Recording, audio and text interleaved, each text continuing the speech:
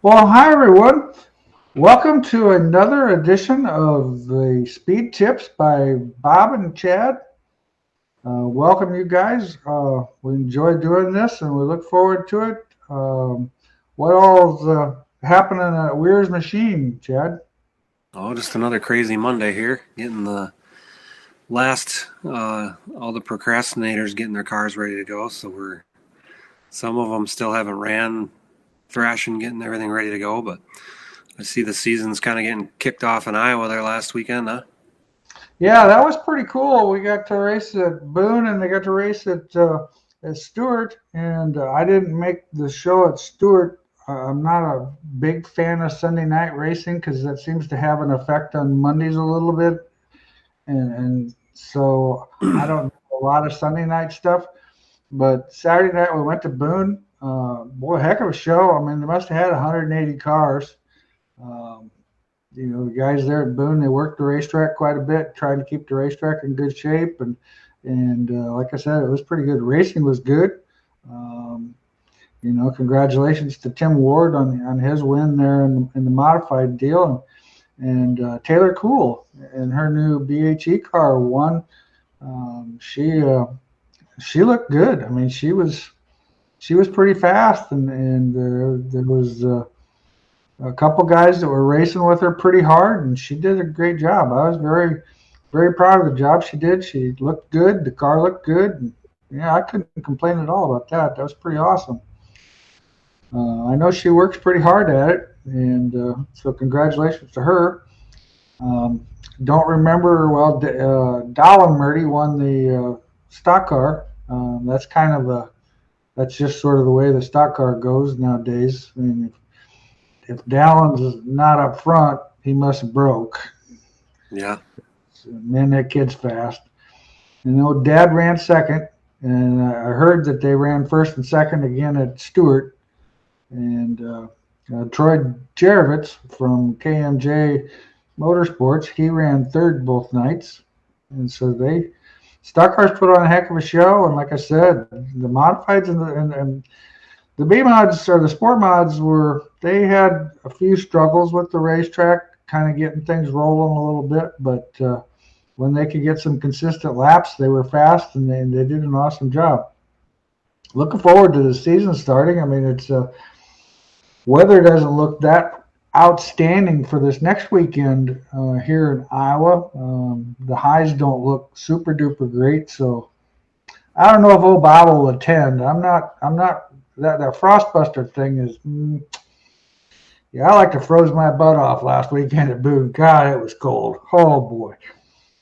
But no, it was fun.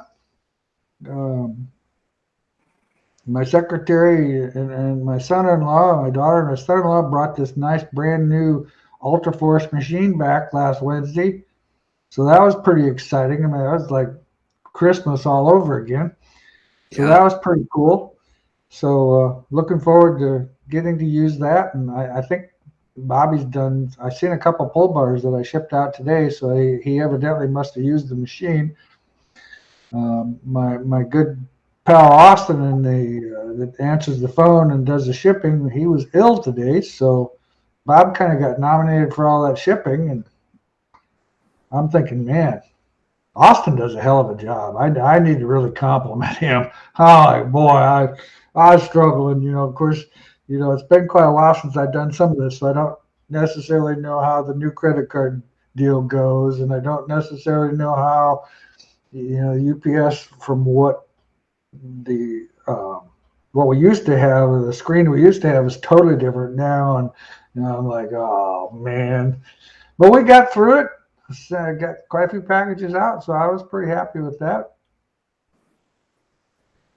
Let's see here. First question from Jason is, don't even have my motor back yet. Oh man. Hmm. I tell you, I talked surprisingly, and evidently there must be some issues with some parts or something that the motor builders are struggling a little with. Because I talked to like 3 or 4 guys the other night at Boone that were just there watching, and it's like, where are you at? Well, we're still waiting on our motor. We're waiting on some parts and some stuff like that. And I'm thinking, holy moly, That would not be fun. Yeah, lots of issues, parts and materials. They told me this morning that one of the parts that we make, I think we sell it for $50, and the material went up to $22. Oh, wow. So yeah, Huh. not good. Yeah. It's a constant battle every day. Well, because I actually shipped out a part today, and the website said it was $70, and the computer said it was 75, and I'm like, Well, I wrote a note. We need to check on this to see what this was. I didn't take a lot of time to research it myself because I was busy.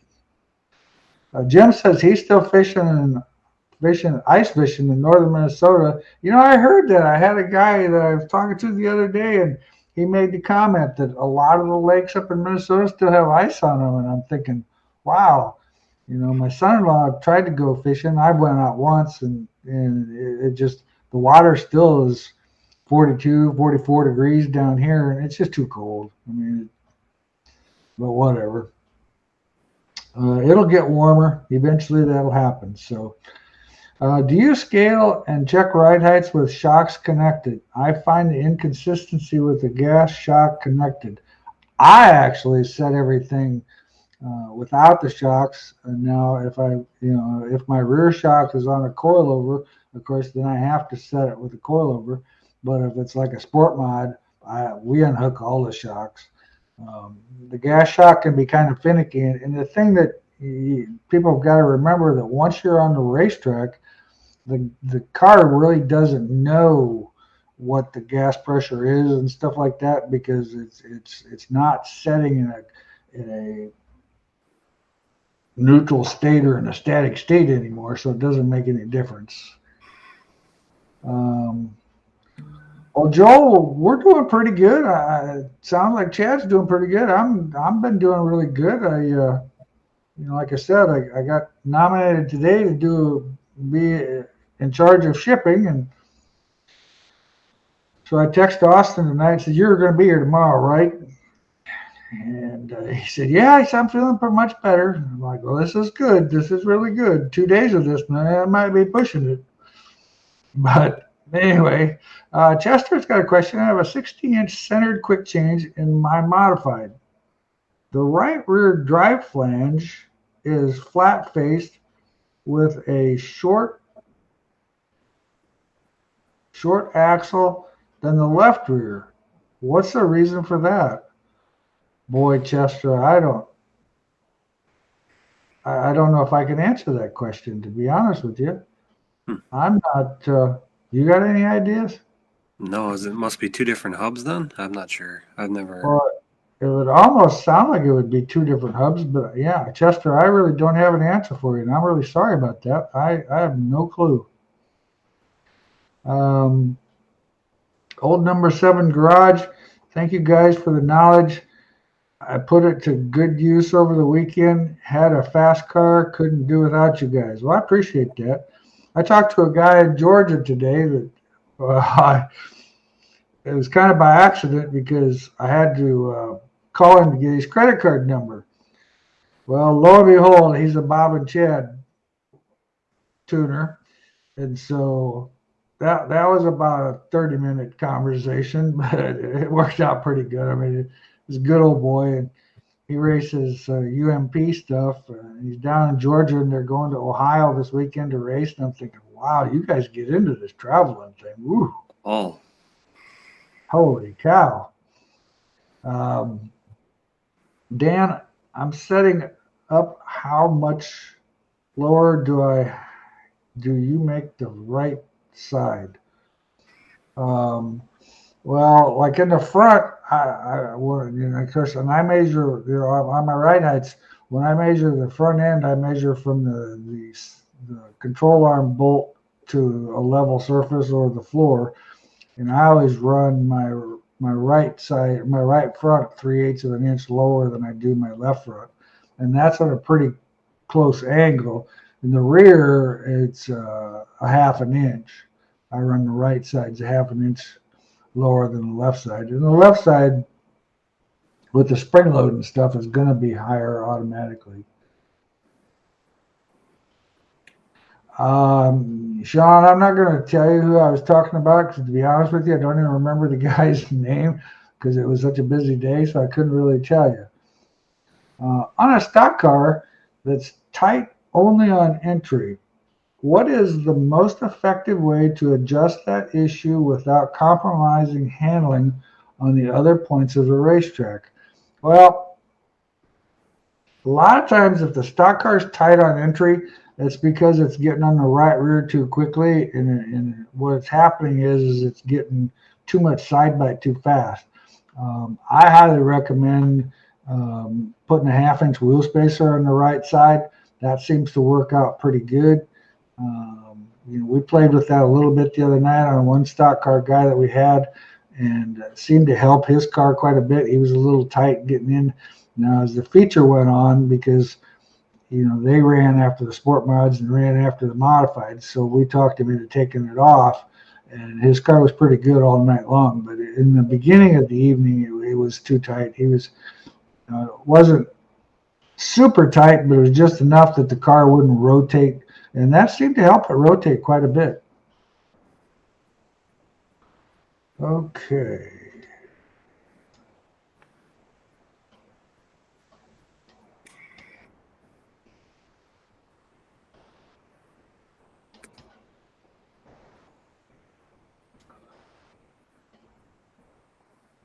Sorry, guys.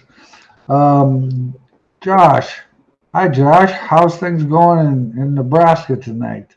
On a sport mod, if that track slicks off and stays smooth, if a guy stiffens the right rear spring, is that a good idea?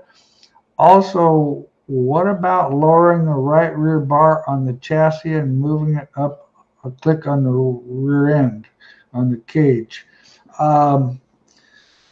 Don't do them both. One is a significant change. I don't know if I would stiffen the spring for a slick racetrack. Those cars are pretty sensitive. Raising that up on the rear's cage or the bracket, that works really well.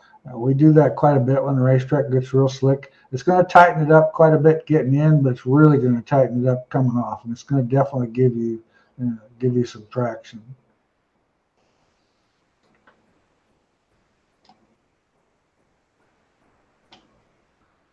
Ryan, only thing I can think of is some used to those flat-faced drive flanges that put axles inside the hub to even out the axle twist from side to side, or in case of a short right rear, it would have less twist to allow it to drive off the corner, off the right rear more.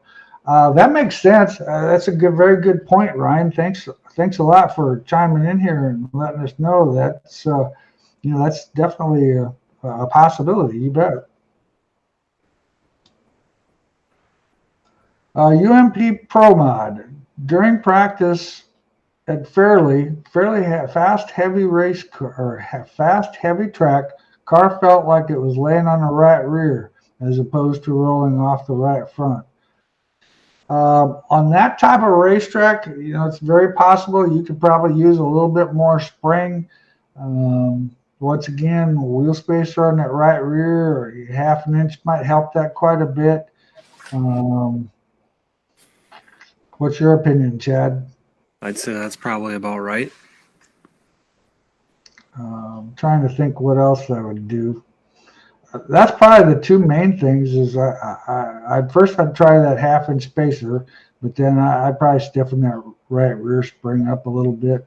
That's going to actually tighten the car a little bit, but at least when you get back to the throttle, it'll let the car help itself rotate.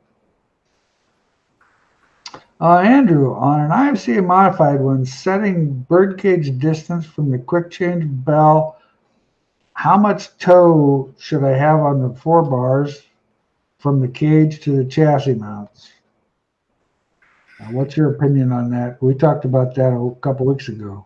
So on the left rear, you want the bars fairly straight. The left rear gets so much motion that if you start with them towed in to get that little extra traction, when you get all hiked up and go through the motion, the bars are going to have a lot of stress on them. So we don't want them bars to get real angled in there. You're going to bind your spacers and whatnot. So left rear pretty much start straight when you're looking at it from the back at ride height. The right rear goes through some pretty good motion too when the car rolls over. The right rear bottom rod we generally tow straight or in just slightly towards the left front, but the top has to have quite a bit of tow because as that rear end moves and the car rolls over that suspension cage, that right bar actually goes through a lot of motion too. So the top right rod should have about an inch towards the left front tire.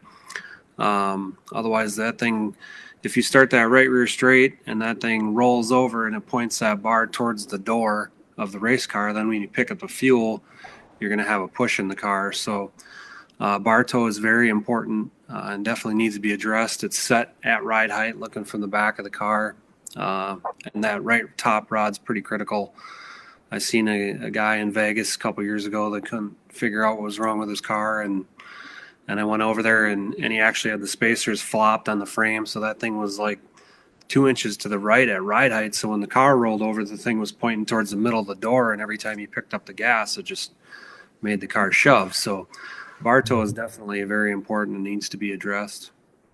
Yeah, it definitely needs to be set correctly, and I would completely agree with what you just had to say. That makes a lot of sense. Bud, I own a Harris chassis number 919 and race it in the IMCA Sport Mod division.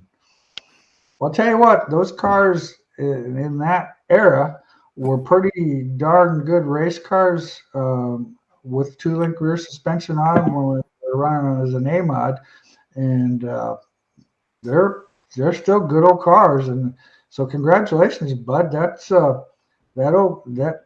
back in the day there, 919. That's a ways back. I think when I sold the company, we were at about 2200, I think it was 2000, 2200 in that neighborhood. So yeah, pretty cool. Well, glad to know, Bud. I'm glad you brought that to my attention. Jim's got a great point, and that's what I was trying to think of. J-bar adjustment, better to do it on the frame side or the pinion. Well, in my opinion, I usually do it on the pinion because you can do a half-inch adjustment on the pinion, and that's a fairly significant change.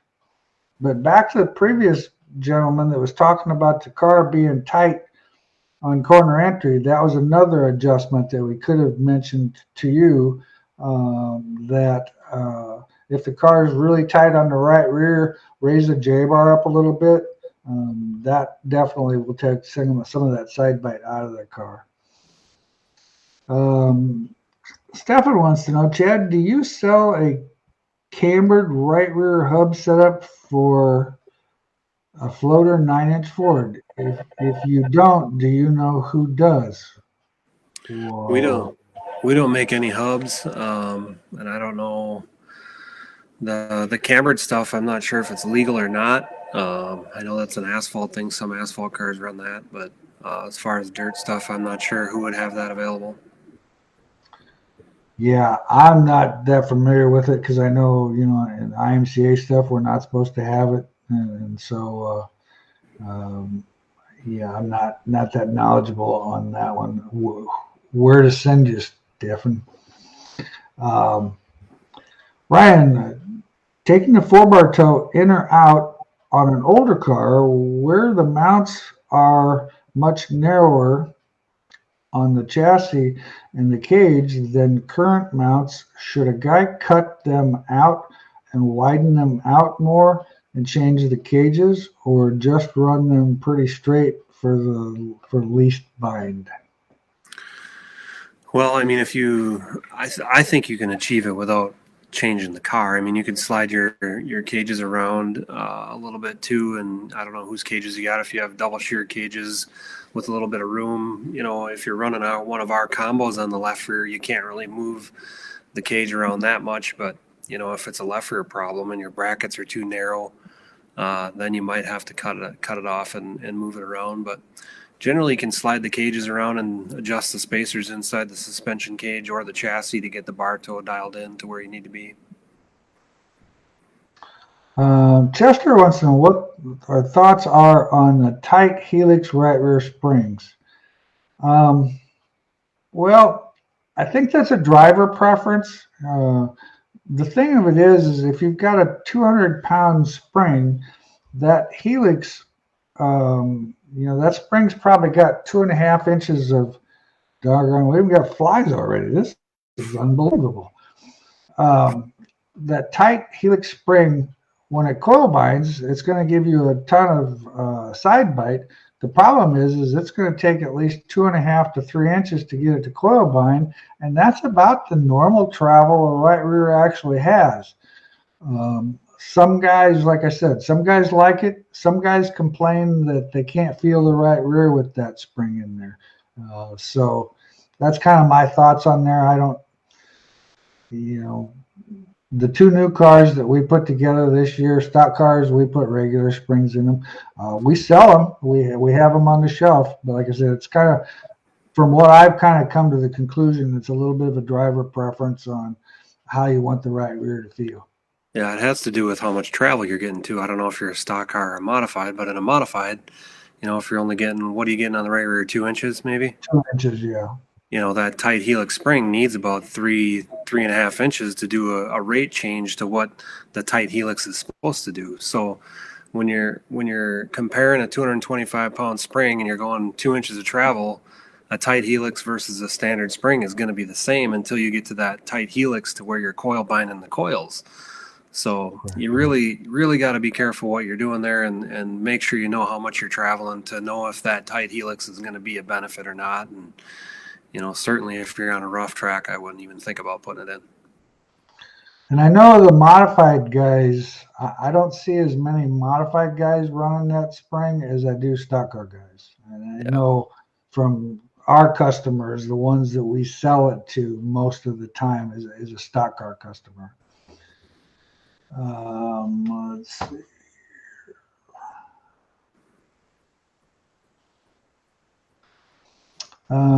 Stefan, by the way, thanks for all the info in the stock car class back in February.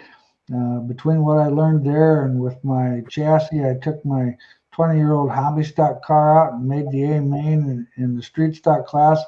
There was some stout cars in there. Well, that's awesome, Stefan. I appreciate that. We enjoy those classes. I like to help people out, and same with Chad. I mean, that's kind of what we're here to do, is help people go faster, and that's kind of what this racing thing's all about. I mean, the better we can make you guys, the better the show is for the fans. The more fans we get, I mean, it's just a trickle-down effect all the way through. Okay, next question. If trying to help the car come off the corner a little straighter, is it lengthening the left side, shortening the right side bars, or vice versa? I can't remember. Well, either one's going to do the same thing, but if you're running an IMCA modified or an IMCA sport mod, you're going to want to put lead in the car, or to make the car come off the corner straighter, you're going to want to lengthen the left rear. The problem with shortening the right rear, sometimes if you're right on that wheelbase or that motor setback and wheelbase deal, they could measure you and come up that you're 1/4 of an inch too short and disqualify you. So I always lengthen the left side. Travis, is there a desired amount of weight wanted on the right rear springs? For example, a 13-inch 200-pound spring compressed to 11 inches at ride height. That's pretty common. I mean, it's a 200-pound spring, that's pretty common. Compressing that thing 11 1/4 inches, that's pretty normal. Now, if you get into the 16-inch 100s, I mean, you're going to compress that thing twice as much, and that's about what they do. I mean, they compress them. You're compressing 2 inches, like a 100-pound spring. We're going to compress that thing about 4 inches. Ryan, Bob, we felt like the spring had more energy on the rebound side of the spring with the shock, with a little bit more rebound on the right front helped that setup. Right rear. Yeah, normally. What goes? What'd you say? Right rear. On the right rear. We do that when the racetrack's got fairly slick. If you've got a fairly heavy cushion, or you're going to run up against the cushion, you wouldn't want more rebound in that right rear. But if the racetrack slicks off, like it was at Boone the other night, having more rebound in the right rear just helps the car come up off the corner better.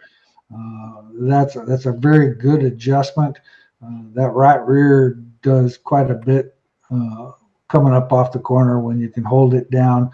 What you're doing is you're delaying the action of the right rear to get up to the angle of the bars, and so you're delaying the right rear traction. In reality, when you do that, you increase left rear traction. So that's kind of the objective.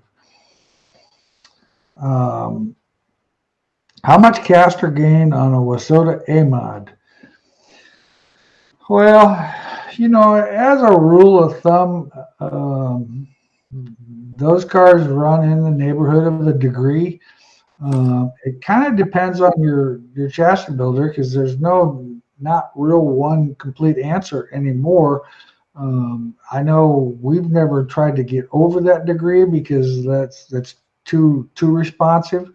But like I said, kind of depends on the chassis with the length of the upper A-frame and all that stuff. It can kind of change. So what have you heard, Chad?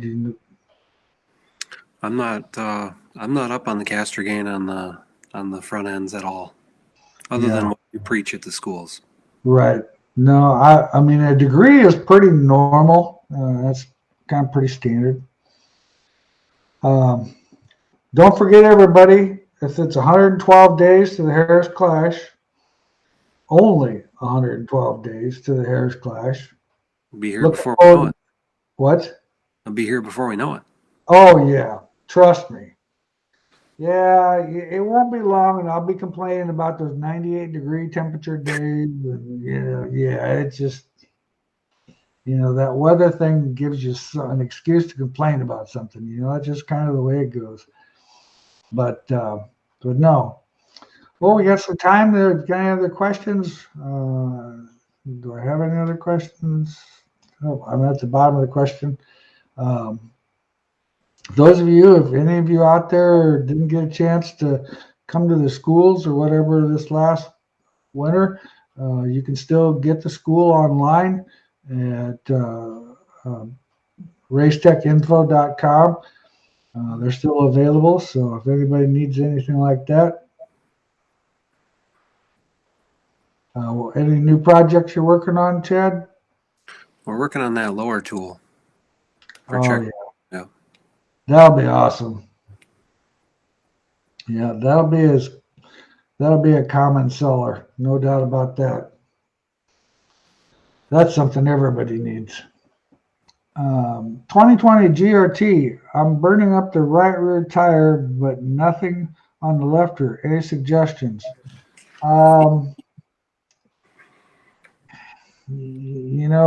Those cars tend to get on the right rear pretty good. Just need to work with a little bit of trail. A little bit of lead in the car, a little more load in that left rear spring. Those two things would be a big help. Not knowing where your bars are set or any other thing. It's kind of an open-ended question that I'd almost need to have you give me more information on where you're at and what to change. What's the response to the traction bar in your cars? I have a 2019 BHE GRT. Do you move it around or anything?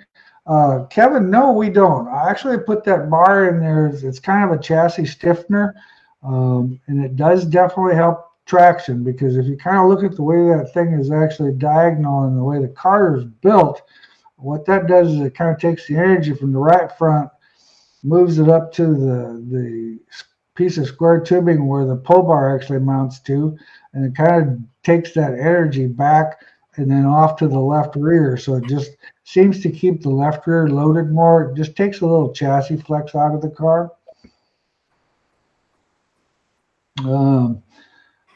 Jim, how much tow on rear bars on a B mod with the direction? Well, on those particular cars, I've always towed my left rear in 2 inches, and I've always run my right rear in 1 inch. That seems to work pretty good. It's a pretty consistent number, so that's kind of what we recommend. Well, we got some more time for some questions. I can't think of any other subjects that we haven't talked about. Is the Racetech Info website membership? How's that going? Is that available too? That works pretty good. The racetechinfo.com, you've got that site that you can subscribe to that gives you all kinds of videos. I've kind of been slacking a little on that because, of course, my video guy is doing something different nowadays, and I'm actually interviewing a video guy tomorrow, guy for a summer internship from Iowa State. So we're hoping that we can get back on that and produce some more videos. I've got a list of videos to do that I want to do. I just need to get. We can actually, with the staff that I have, we can actually take all the raw material. We just need somebody to put it into context so that it is a presentable deal. Take out the snide remarks that I say when I said something stupid, or those kind of things. Public doesn't need to know my opinion on everything.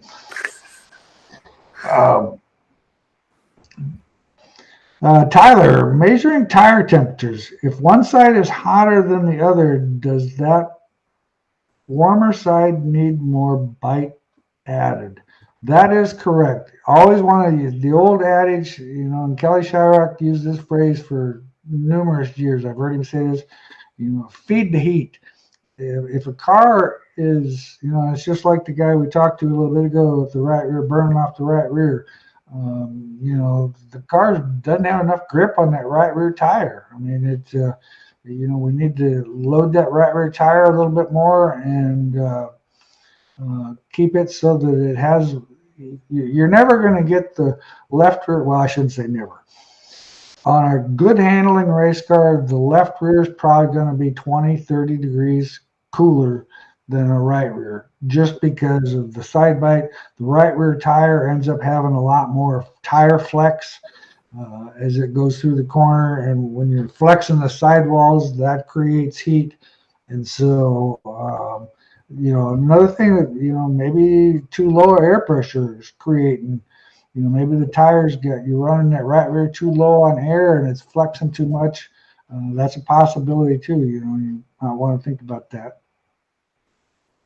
Bryce, 5th stock car. Car didn't have one originally, was going to add one. What would be the sensation of adding it? 5th shock on a stock car. I think he's talking about the pull bar shock. Well, either that or the axle dampener shock. He said 5th shock, not stock car. I think he's talking about the 90-10 shock, I think. Right, I would agree. Yeah. What that does is that actually helps the car tighten up getting into the corner. I recommend, depending on, and the valving is pretty, it's just a situation where depending on what your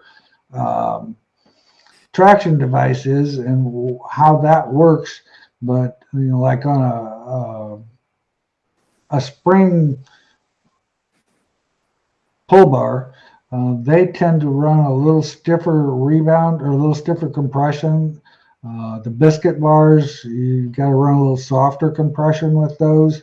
But I always run a fifth shock on all my cars. I highly recommend it. That fly is going to bite the dust here in a minute. Mr. Miyagi. I don't know if I got him, but at least I caught his attention, maybe. Anyway, can you go over setting the indexing on the zero index cage again? Oh, sure. Chad would like to do that. So the index of the cage would be set 1 to 3 degrees into the spring at ride height. So when you get the bars moved, the top rod back and the bottom rod forward, then you would, once the car is all ready to go and set up, that left rear suspension cage is indexed into the spring 1 to 3 degrees at ride height. Okay. Yeah, Bryce, I apologize about that. I read fifth stock card. It was a shock, yes. The axle dampener shock is a must in my personal opinion. If the car didn't have one, I would add one for sure. Shane, with all of the brake bushings on all of the pull bars, should a person still run a pull bar shock? Advantage to running a pull bar shock, how much uphill angle and towards the frame is too much?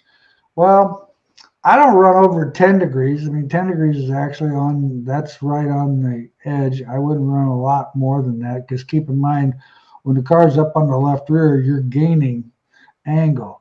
But the advantage of that is when you get off the throttle, the car's actually going to get over on the right front a little bit quicker, but it's also going to get on the right rear quicker, which is going to in turn give the car more side bite. You'll find that the car definitely is freer without that shock on there. So most everybody tends to run that shock, and the 10-degree uphill angle, that's pretty common. That's a good place to start.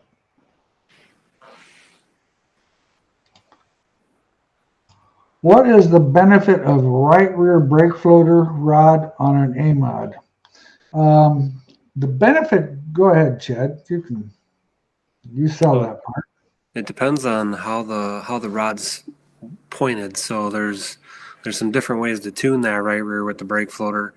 If the rod is going up when you brake, you're going to load that suspension and make the car essentially tighter on entry. And if you flatten that down, it won't affect it so much. So the right rear brake floater is a little bit touchy on how you enter the corner and how much you stab the brakes, but that'll definitely put traction in the right rear on entry if the bar is facing uphill. I have seen some guys run the bar flat or downhill to try and drive the right rear frame rail into the track, but most of the guys are running, I think, with the bar at an uphill angle, so that would give rate to the right rear suspension, which would tighten the car on entry. Yeah, I would agree with that totally because, and the thing is like Chad said, it's a pretty sensitive deal. The guy that's really good with a trail braking car and smooth getting into the corner with a slick racetrack, it can help side bite in that right rear tire. Heavy, rough racetrack, I would definitely want to either clamp it up or definitely run no angle in it. Flattener, yeah. Yep.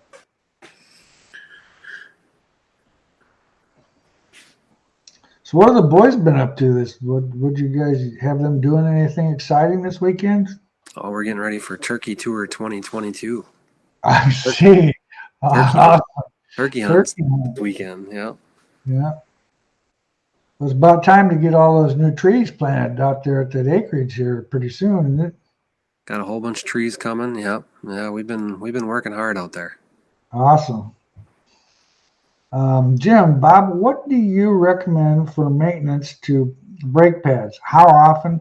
Sanding the surface or just scrubbing on concrete or cement? Well, personally, I recommend after every weekend of racing. If you're in one night or 2 nights, the brakes are such a critical part of the handling aspect of these cars anymore. That and standing them on a surface, I myself, we use when we do cars here at the shop, and we get a car in here that people want us to completely go through and maintenance. We've got I don't know what you call it, but it's a big 12-inch by 12-inch by 4-inch surface plate type thing that we put sanding paper on top of, and that's what we actually sand them off of. Yeah, the concrete works. I mean, that's a lot of people do that. It just kind of gives it takes some of that glaze off there, because the glaze, can. And this is actually a good comment, because I had a guy this weekend that he ran hot laps and he didn't have brakes to the one of the two last laps that he ran. And I asked him, I said, so what did you by any chance scrub up the brakes when you first started? I mean, when you put them on, did you just bolt them on, or did you rough them up a little bit? No, he said, I just bolted them on. Well, sometimes, and the other thing is like when you put new rotors on the car, these rotors come with oil on them, or it's a kind of a sealer type thing on them so they don't rust. And so you need to take some lacquer thinner and go through and clean all those rotors up too. So that's something to keep in mind.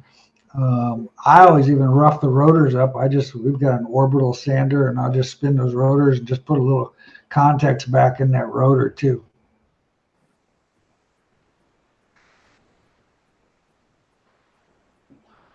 Well, we've got 15 minutes here for some more questions, if we've got anybody having any questions tonight. You didn't add stock cars to the Harris Clash, right? Just mods and B-mods? It's just mods and sport mods, yeah. Yeah, they didn't want to do that because it would take the show too long, and that's the main reason. My thoughts are, once again, I kind of thought about doing the stock car thing, and what I actually wanted to do is have a separate night to and run stock cars and street stocks, but they didn't seem to think that was, or didn't it didn't excite them that much. And so once again, the Harris Clash itself, sometimes it's don't need to fix something that's not broke. So things have went smoothly. The shows have went great. We've had good car counts. It's just that show is just a must watch show. It's going to be on IMCA TV again this year for those of you guys who are a long ways away that can't come and see it. It's just a good show. I was talking to Tim Ward. In fact, he actually asked me if there was anything new and what the payout was going to be. And I told him, I said, well, we really hadn't completely talked about the payout yet. We're still in the process of thinking that through. And so we've got a few little things that we've got to iron out yet. But other than that, it's good to go. Glendale, your thoughts on running a softer left front spring than a right front spring, and how much split in weight on them do you feel? How much split on weight on them, and then would you be done? Would you need to run more or less load in the front? Did I read that one clear? Whoa. No. Your thoughts on running a softer left front spring than right front spring, and how much split in weight on them, and then with that being done, would you need to run more or less load in them? Well, you would definitely probably want to run less load in the right front for sure if you're going to run that stiffer right front. What that's going to do is going to help the car turn getting into the corner. And we've got some guys out there that still run that. The trend has been stiffening up the left front to kind of get, the right rear to grab a little better coming into the corner and get the car over in the right front. How much weight split on them? It kind of depends on how much left side weight you have. Um, when we scale our cars, it's not uncommon to be around 100, 110 pound split on that left front. We've even had some that, with a heavier guy and a little higher rear or higher left side percentage, we've been a little bit more than that. But with a low left side percentage, I've always, in my mind, always believed that number should be closer together. But that seems to be pretty common with our new cars. It's about 100 pounds of split. Any benefit to bolting lead on the rear end housing? Well, it's if it's legal, there's a definite benefit if the racetrack's slick.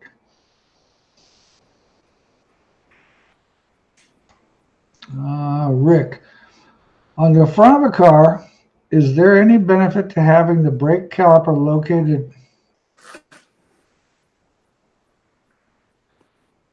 on the front versus the back? Yeah, see, my screen moves when there's another question that comes up, and it disappears on me. I'm like, God dang it. Anyway, no, there's no advantage. The brake system in the right front or in the car is not going to know any difference. It's going to stop one way or the other, unless there's a clearance issue. But I would think if you put the brake on the front, you'd have more of a clearance issue than you would on the back. It's illegal in IMCA. Open cars, we make a front mount for like the Nick Hoffman Elite cars. He runs the shock there in the back, so he needs the caliper gone for clearance. So that's the only reason it's on the front, is for clearance to get away from the shock. Everybody thinks that it pulls the right front of the car down, and that is a myth. It doesn't know where that caliper's mounted in that circle. It just knows that it's clamping that rotor and slowing that rotor down. Same with the rear. It doesn't matter where the caliper is in that circle. It just knows it's clamping that rotor and slowing that rotor. IMCA mod. Good corner entry on throttle, but tight entry when off the throttle in the slick. Softening the left front helps, but it unloads the car in the process. Currently 100 pounds softer in the left front than the right front. Adding compression to the left rear shock keeps it up on the bars, but frees the car up too much. My home track goes slick with a cushion, so it adds. It's hard to load out of the right side and still be able to run the fence.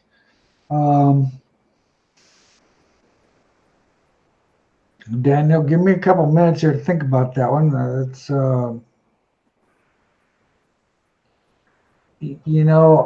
mean, it almost makes me wonder the fact that with that 100 pounds softer in the left front, well, that's definitely going to help it turn, and I would think that would help quite a bit, but once again, it is going to do what you say. It's going to unload the car in the process. I think you would be better off running equal springs, or even just a slightly stiffer one, and then running a little stiffer right rear spring, so that it kind of the two springs kind of work together and keeps them right rear in the car. That way, it's a little bit more predictable to drive, especially if you've got to run the fence. So that would be my opinion. I would go back to equal springs in the front, and I don't know what you're running in the right rear, but if you're running a 200, I'd go to a 225 or something equivalent to that. I think would be a pretty good idea. What's your opinion on that one, Chad?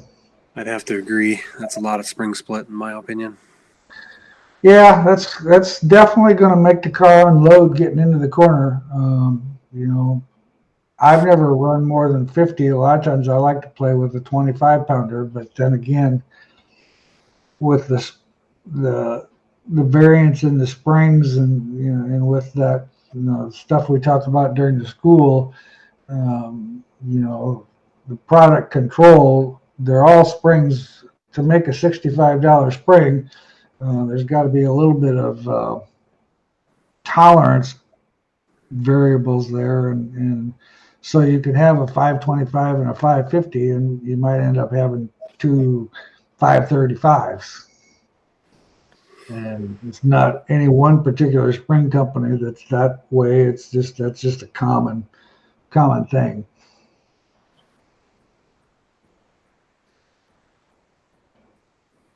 So what would you tell? You told me a little bit ago that you sold your 800th Ultra Force machine. 800th Ultra Force machine. Yeah. Wow, Unbelievable. that's pretty awesome. You're gonna have to start having parties for these celebrations or something. Jimmy missed it. He's like, "Hey, yeah, I missed it. We built 800 on Friday, and this was on like last Tuesday or Wednesday. Oh, So we were gonna have cake and ice cream, but we missed it again. So, God, we got something big planned for the 1000th machine. So that's awesome. It's pretty unbelievable. But we built a good piece there, and the longevity is great. You traded yours in. Yep. To get that baby freshened up, we rebuilt the jack, recondition it, make sure everything's dialed in, and then it's got great resale value. We'll sell that as a used machine, and that thing probably won't even last a week. So I'm pretty proud of the guys in the Ultra Force department, and Jason, the guy that actually just chimed in about the 1000th machine. But it's been a good relationship with Jason and our relationship with Keith Berner and Hacky Force, and I think Keith and us, we work together and we build the best machines on the market, and we're really excited about the Gen 4. We got that out, and that's being tested right now, the manual graphing machine. So we'll have, I think we'll have 10 of them ready to go shortly for more testing, and then that Gen 4, we're hoping to be able to sell them at Super Nationals. So Awesome. that would be a good time for guys that have a Gen 1 or a Gen 2 or a Gen 3 to upgrade to the new Gen 4 that's coming, to be able to see the graphing and that kind of stuff when you get to playing with the pull bars and that. And as you know, you and Bobby working with the pull bars, seeing that graph and seeing that rebound line separation That's huge. Is huge, and what you can learn with these machines and the load sticks. And we're having a great time building this stuff and making guys win races and go fast. That's what we're all about. So really, and the advantage of that machine is it helps you stay up on your maintenance. So you can check your pull bar, you can rate it, run it 10 nights, rate it again, make sure that the loads have not changed, so you can stay consistently on your race program. And the same thing with left rear and loading that. It's just, I don't know how I wouldn't be able to run a race. Of course, problem is I've been too accustomed to all these neat tools, so going and doing it the manually way would be hard for me to understand. So, but no, that's pretty cool. Simon wants to know, is there any advantage or disadvantage to running a chain on the right front of a 3-link mod limiting the load? No, I don't think there would be any advantage to that. I think you would, the right front, well, I'll rephrase that. If your rules allow. Depends on the rules. It depends on the rules. But if your rules allow putting a little bit more load in that right front against that spring, actually is a pretty good deal. And that's partially why it's been outlawed in some sanctioning bodies, because you can't run load in that right front. But tying that right front down against that spring, there's some advantages to there. It makes the car a little bit more sensitive, but it definitely, I feel it puts traction in the car and keeps that right front over on the right front like it's where it's supposed to be. Because we can do that with a shock absorber, but the problem with a shock absorber sometimes, if we put too much rebound, it can hurt traction off the corner. So you got to be a little careful. Well, that chain, that might not be a bad idea. We used to do it in the way we built the shock absorbers in the past, but then, like I said, now the way they check that, you've got to make sure that there's no load on there.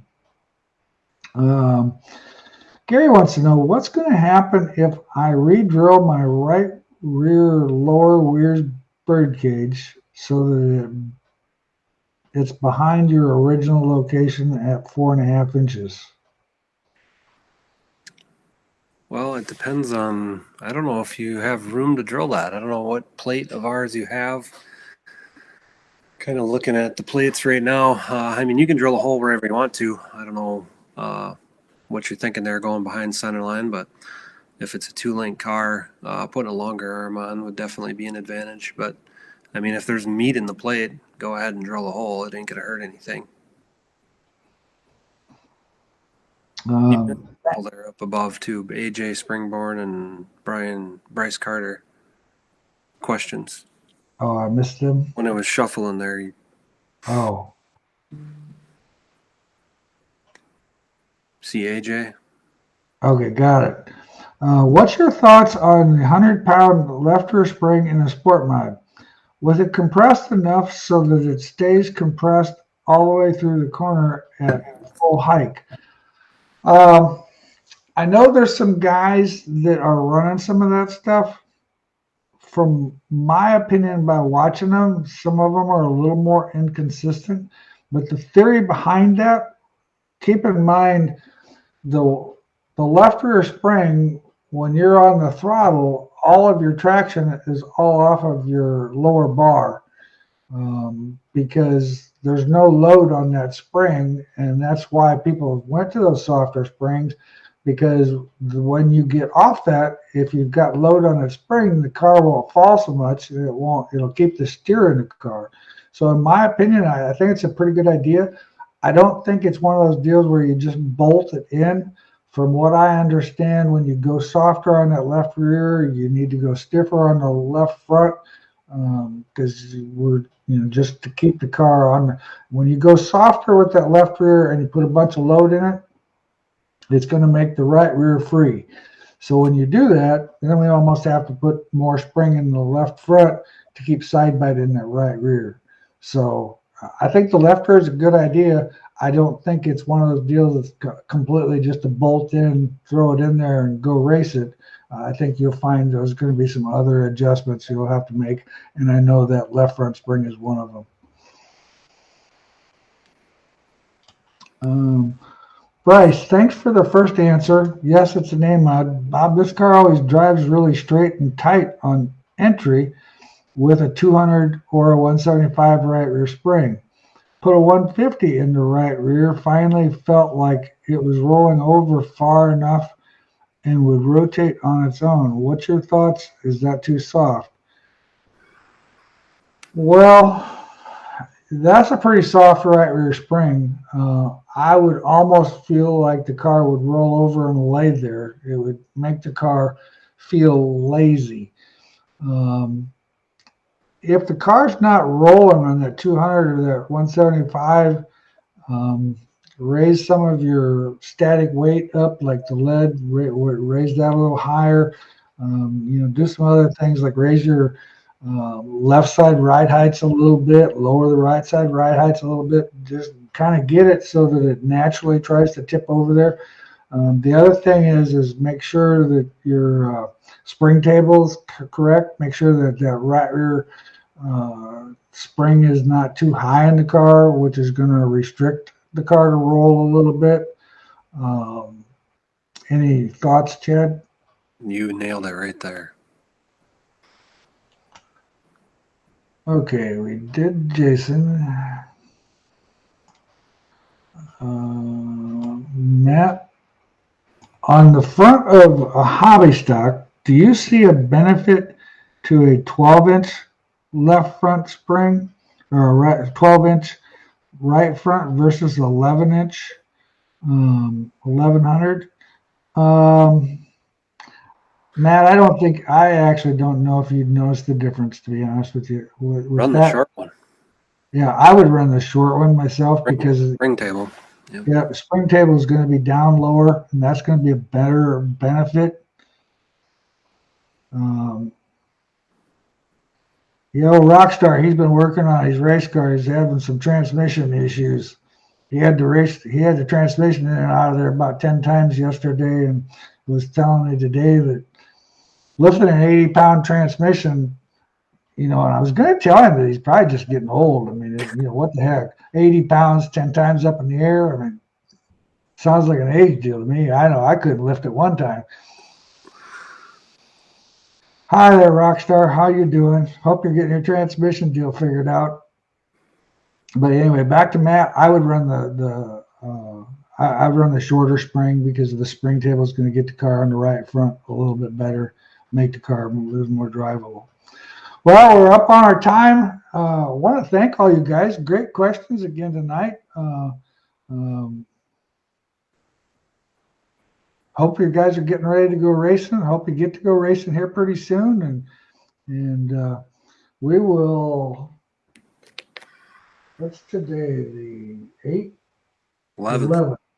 The 25th. We'll see you guys back here April 25th for another edition of the Bob and Chad. And, you have a great night, Chad, and thanks everybody for watching. Thank you.